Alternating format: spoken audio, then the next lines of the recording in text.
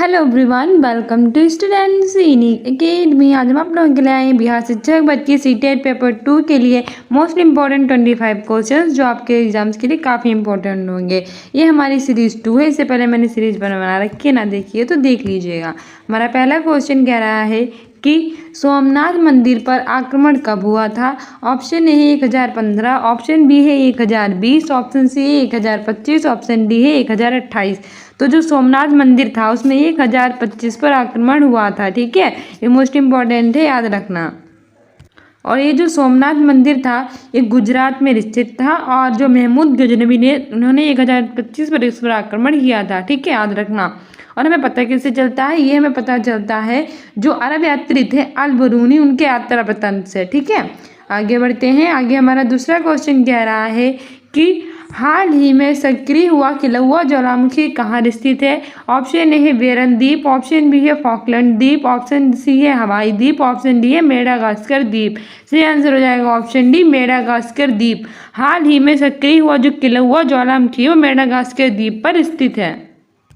आगे हमारा अगला क्वेश्चन कह रहा है तीसरे नंबर का, मोस्ट इंपॉर्टेंट है, हिस्ट्री से पूछ लेता है कि प्लासी का युद्ध कब लड़ा गया था। ऑप्शन ए है 23 जून 1757, ऑप्शन बी है 24 जून 1764, ऑप्शन सी है 23 जून 1764, ऑप्शन डी है 24 जून 1757। तो बताइए प्लासी का युद्ध कब लड़ा गया था। सही आंसर हो जाएगा ऑप्शन है 23 जून 1757। ये डेट जरूर याद रखना क्योंकि 23-24 जून में कंफ्यूज कर देता है। तो 23 जून को जो था वो प्लासी का युद्ध लड़ा गया था और 1757 में लड़ा गया था। ठीक है, वहीं बक्सर का युद्ध जो था वो 1764 में लड़ा गया था। आगे बढ़ते हैं। ठीक है, और ये लड़ा किसके बीच गया था। एक और इसमें ब्रिटिश ईस्ट इंडिया कंपनी की सेना थी और दूसरी ओर बंगाल की सेना थी। ठीक है, और जो कंपनी की सेना ने रॉबर्ट क्लाइव के नेतृत्व में नवाब सिराजुद्दौला को हरा दिया था, ये भी याद रखना। आगे बढ़ते हैं। आगे हमारा चौथा क्वेश्चन कह रहा है कि हाल ही में G20 संगठन का 21वां सदस्य किसे बनाया गया है। ऑप्शन ए है अफ्रीकी संघ, ऑप्शन बी है सार्क संघ, ऑप्शन सी है आसियान संघ, ऑप्शन डी में से कोई नहीं। सही आंसर हो जाएगा हमारा ऑप्शन है अफ्रीकी संघ। हाल ही में G20 संगठन का 21वां सदस्य अफ्रीकी संघ को बनाया गया है। पहले G20 जो था वो 19 देशों का सदस्य था, एक इसमें यूरोपीय संगठन शामिल था, अब इसमें एक अफ्रीकी संघ को शामिल कर दिया गया है और G20 G21 हो गया है। ठीक है, और वहीं जो G20 की अध्यक्षता 2023 में इंडिया में की गई थी, हमारे न्यू दिल्ली में प्रधानमंत्री नरेंद्र मोदी जी ने की थी और 2024 में इसकी अध्यक्षता ब्राजील के राष्ट्रपति लुला दी सिल्वा करेंगे। तो ये भी याद रखना। वही हमारा जो ये सार्क संघ है, सार्क संघ जो है वो 8 सदस्य देशों का एक संगठन है। इसके सदस्य हैं मालदीव, श्रीलंका, भारत, पाकिस्तान, अफगानिस्तान, नेपाल, भूटान, बांग्लादेश। ठीक है, और इसकी फुल फॉर्म होती है south Asian association for regional cooperation. जो आसियान संघ है इसकी फुल फॉर्म होती है association of south eastern Asian nation और इसके 10 देश सदस्य देश हैं। कौन कौन से हैं इसके। Myanmar, Thailand, Laos, Cambodia, Vietnam, Brunei, Philippines, Malaysia, Indonesia, Singapore. ठीक है, आगे बढ़ते हैं। आगे हमारा 5वां क्वेश्चन कह रहा है कि शिवाजी के प्रशासन में पेशवा किसे कहा जाता था। बताइए शिवाजी का जो प्रशासन था तो पेशवा किसे कहते थे। ऑप्शन ए है प्रधानमंत्री, ऑप्शन बी है गृह मंत्री, ऑप्शन सी है मुख्यमंत्री, ऑप्शन डी है शिक्षा मंत्री।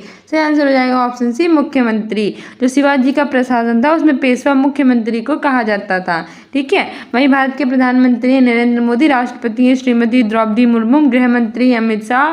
ठीक है, आगे बढ़ते हैं। आगे हमारा अगला क्वेश्चन कह रहा है 6 नंबर का कि हाल ही में चीन ने झाओ झिंग को किस देश में अपना नया राजदूत नियुक्त किया है। आइए, हाल ही में चाइना ने झाओ झिंग को किस देश में अपना नया राजदूत नियुक्त किया है। ऑप्शन ए है श्रीलंका, ऑप्शन बी है चीन, ऑप्शन सी है अफगानिस्तान, ऑप्शन डी है भारत। सही आंसर हो जाएगा ऑप्शन सी अफगानिस्तान। हाल ही में चीन ने झाओ झिंग को अफगानिस्तान देश में अपना नया राजदूत नियुक्त किया है। अफगानिस्तान की कैपिटल है काबुल, चाइना की कैपिटल है बीजिंग और करेंसी है रेनमिनबी युआन।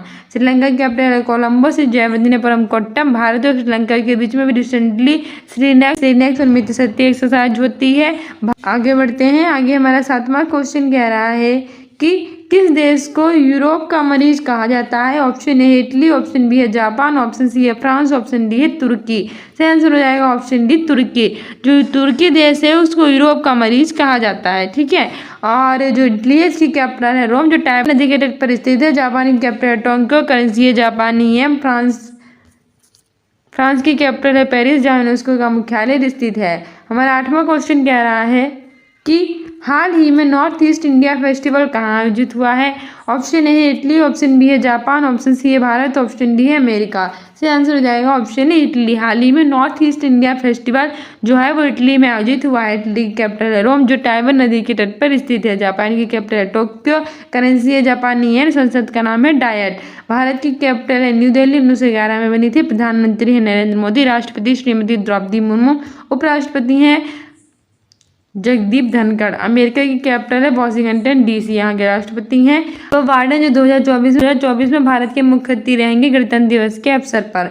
9वां क्वेश्चन कह रहा है कि कोशिका का अध्ययन क्या कहलाता है। ऑप्शन ए है साइटोलॉजी, ऑप्शन बी है माइकोलॉजी, ऑप्शन सी है साइकोलॉजी, ऑप्शन डी है एंथोलॉजी। सही आंसर हो जाएगा ऑप्शन है साइटोलॉजी। जो कोशिका का अध्ययन होता है वो साइटोलॉजी कहलाता है, और जो माइकोलॉजी होता है वो कवक का अध्ययन कहलाता है। फाइकोलॉजी शैवाल का अध्ययन कहलाता है। पंचों का अध्ययन एंथोलॉजी कहलाता है, और व्यक्तियों के मस्तिष्क का अध्ययन जो होता है वो साइकोलॉजी कहलाता है।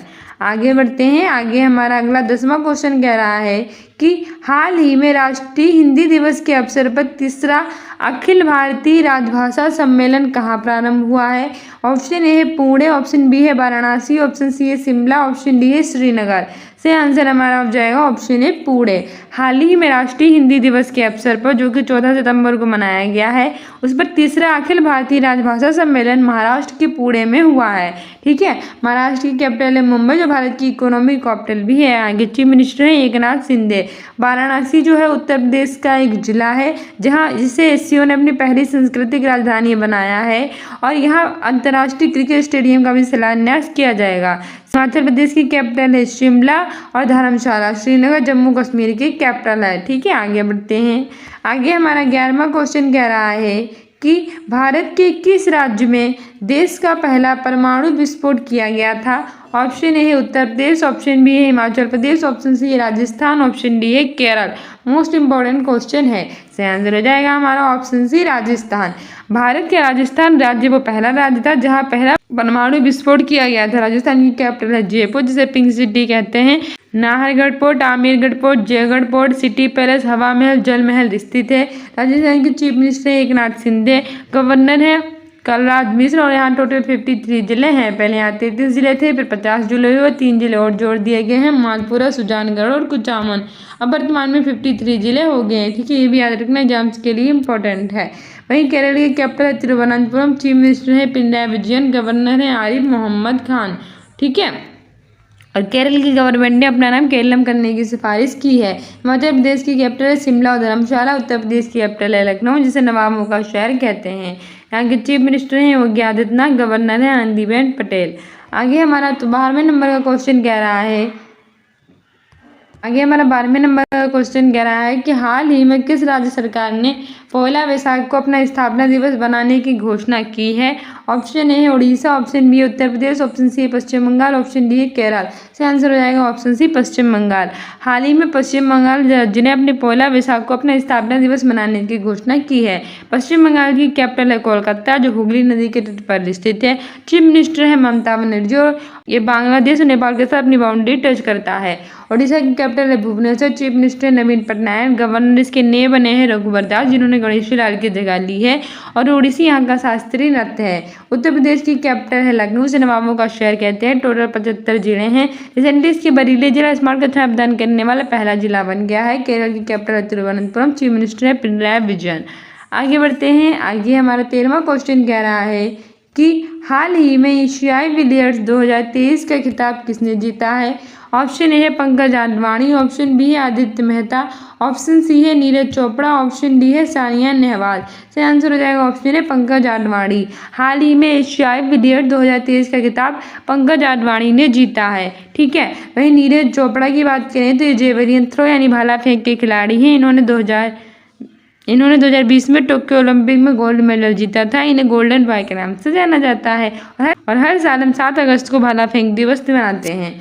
आगे बढ़ते हैं। आगे हमारा 14वां क्वेश्चन कह रहा है कि विश्व का सबसे बड़ा महाद्वीप कौन सा है। ऑप्शन ए है एशिया, ऑप्शन बी है अफ्रीका, ऑप्शन सी है यूरोप, ऑप्शन डी है ऑस्ट्रेलिया।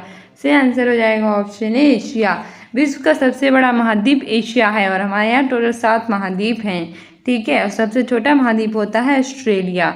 आगे बढ़ते हैं। आगे हमारा 15वां क्वेश्चन कह रहा है कि हाल ही में भारत ने किस देश को G20 की अध्यक्षता सौंपी है। तो हमारा ऑप्शन ए है जापान, ऑप्शन बी है ब्राज़ील, ऑप्शन सी है थाईलैंड, ऑप्शन डी है इंडोनेशिया। से आंसर हो जाएगा ऑप्शन बी ब्राज़ील। जो हमारा G20 यानी ग्रुप ऑफ 90 कंट्रीज़ और 1 अफ्रीकी संघ था और अब एक 1 यूरोपीय संघ था, अब इसमें अफ्रीकी संघ को मिलाकर G21 हो गया है। ठीक है। और G20 की 2023 में अध्यक्षता की थी भारत के प्रधानमंत्री नरेंद्र मोदी ने न्यू दिल्ली में, और 2024 के लिए इसकी अध्यक्षता ब्राज़ील के राष्ट्रपति लूला दी सिल्वा को सौंप दी गई है। ठीक है। जापान की कैपिटल है टोक्यो, करेंसी है जापानी येन, और संसद का नाम है इसकी डायट। थाईलैंड की कैपिटल है बैंकॉक, इंडोनेशिया की है जकार्ता। ठीक है। आगे बढ़ते हैं। आगे हमारा 16वां क्वेश्चन कह रहा है कि विकास डैश से डैश की ओर बढ़ता है। तो ये मोस्ट इंपॉर्टेंट क्वेश्चन है हमारा।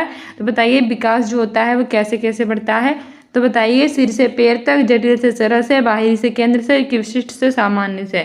तो विशिष्ट सामान्य, तो सही आंसर हो जाएगा ऑप्शन ए सिर। जो विकास होता है वो सिर से पैर की ओर बढ़ता है। ठीक है। जो हमारा डेवलपमेंट होता है वो पहले सर में होता है, बाद में पैर में होता है, यानी सर से पैर की ओर बढ़ता है। तो ऑप्शन ए हमारा बिल्कुल सही हो जाएगा।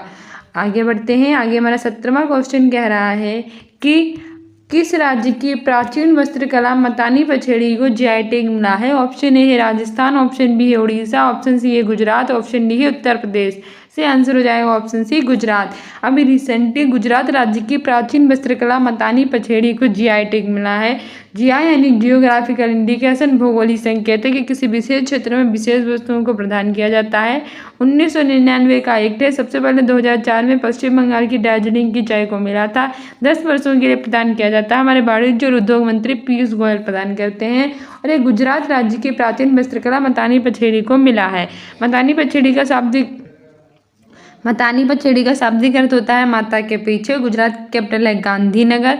आचार्य देवव्रत इसके चीफ मिनिस्टर हैं। उड़ीसा की कैपिटल है भुवनेश्वर, चीफ मिनिस्टर है नवीन पटनायक, गवर्नर है रघुवर दास। राजस्थान की कैपिटल है जयपुर, चीफ मिनिस्टर हैं अशोक गहलोत, गवर्नर है कलराज मिश्र। उत्तर प्रदेश की कैपिटल है लखनऊ, जिसे नवाबों का शहर कहते हैं, chief minister Yogi Adityanath, governor है आनंदीबेन पटेल। हमारा 18वां क्वेश्चन कह रहा है कि आगत शब्द है, यानी इनमें से वो कौन सा शब्द है जो आगत शब्द है। ऑप्शन ए है रेलवे लाइन, ऑप्शन बी है सभ्यता, ऑप्शन सी है भारतीय, ऑप्शन डी है इतिहास। से आंसर हो जाएगा ऑप्शन ए रेलवे लाइन। जो रेलवे लाइन है वो हमारा आगत शब्द है। 18वां क्वेश्चन कह रहा है कि हाल ही में किसने अपनी पहली पुस्तक द ऑटोबायोग्राफी ऑफ गॉड जारी की है। ऑप्शन ए है राधिका अयंगर, ऑप्शन बी है लीना कुमार, ऑप्शन सी है अमृत माथुर, ऑप्शन डी है विनोद मंकारा। से आंसर हो जाएगा हमारा ऑप्शन बी लीना कुमार। हाल ही में लीना कुमार ने अपनी पहली पुस्तक द ऑटोबायोग्राफी ऑफ गॉड जारी की है। ठीक है। आगे बढ़ते हैं। आगे हमारा अगला 20वें नंबर का क्वेश्चन कह रहा है कि व्याकरण अनुवाद विधि में व्याकरण कैसे पढ़ाई जाती है। मोस्ट इंपॉर्टेंट है और प्रीवियस ईयर का पेपर है। तो बताइए व्याकरण अनुवाद विधि में जो व्याकरण है वो कैसे पढ़ाई जाती है। ऑप्शन ए है आगमनात्मक रूप से, ऑप्शन बी है निगमनात्मक रूप से, ऑप्शन सी है बिना किसी व्याख्या के, ऑप्शन डी है बनावटी रूप से। आंसर हो जाएगा ऑप्शन बी निगमनात्मक रूप से। जो व्याकरण अनुवाद विधि है उसमें व्याकरण निगमनात्मक रूप से पढ़ाई जाती है। ठीक है। आगे बढ़ते हैं। आगे हमारा 21 नंबर का क्वेश्चन कह रहा है कि हाल ही में किस राज्य के काला जीरा चावल को GI टैग मिला है। तो GI के बारे में मैंने आपको बता ही दिया। जियोग्राफिकल इंडिकेशन, भौगोलिक संकेतक, ये किसी विशेष क्षेत्र में विशेष वस्तुओं को प्रदान किया जाता है। 1999 का एक्ट है। सबसे पहले 2004 में पश्चिम बंगाल के दार्जिलिंग की चाय को मिला था और हमारे वाणिज्य और उद्योग मंत्री पीयूष गोयल प्रदान करते हैं। तो बताइए किस राज्य के काला जीरा चावल को ये प्राप्त हुआ है। ऑप्शन ए है केरल, ऑप्शन बी है उड़ीसा, ऑप्शन सी है मणिपुर, ऑप्शन डी है उत्तर प्रदेश। से आंसर हो जाएगा ऑप्शन बी उड़ीसा। अभी रिसेंटली उड़ीसा राज्य के काला जीरा चावल को GI टैग मिला है। उड़ीसा की कैपिटल है भुवनेश्वर, चीफ मिनिस्टर नवीन पटनायक, गवर्नर है गणेशी लाल। ठीक है। केरल की कैपिटल तिरुवनंतपुरम, चीफ मिनिस्टर है पिनराई विजयन। मणिपुर की कैपिटल है इम्फाल, उत्तर प्रदेश की कैपिटल है लखनऊ।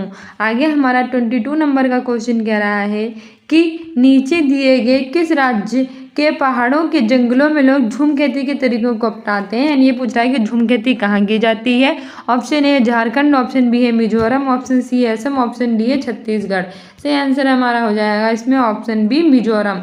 जो हमारी झूम खेती है वो मिजोरम राज्य में की जाती है। ठीक है। क्योंकि उत्तर भारत के कई राज्यों में क्योंकि उत्तर पूर्व भारत में की जाती है झूम खेती। मिजोरम की कैपिटल है आइजोल, झारखंड की कैपिटल है रांची, असम की कैपिटल है दिसपुर, छत्तीसगढ़ की कैपिटल है रायपुर। आगे बढ़ते हैं। आगे हमारा 23 नंबर का क्वेश्चन कह रहा है कि वर्ल्ड हैप्पीनेस रिपोर्ट 2023 में भारत किस स्थान पर है। Option A 107, option B 126, option C 132, option D 140। से आंसर हो जाएगा option B 126। World happiness report आई है 2023, उसमें भारत की रैंक 126 है। वहीं वर्ल्ड पीस इंडेक्स में भी इंडिया की रैंक 126 है।